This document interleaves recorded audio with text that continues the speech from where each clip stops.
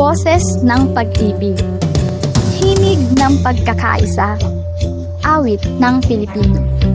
Ito ang linggo ng musikang Pilipino. Ang musika ay alaala, tunog ng unang sayaw, tinig ng unang hindi niya ako mahal. At kahit saan man tayong dalhin ng panahon, may awit tayong babalikan. Ating pakinggan ang tinig ng iba't ibang damdamin. Dahil ang bawat kanta ay tinig ng puso. Ngayong linggo ng musikang Pilipino, balikan natin ang mga awit na minsang nagpaiyak, nagpalungkot at nagpasaya. Halina at muli nating sariwain dahil ang musika ng Pilipino ay musika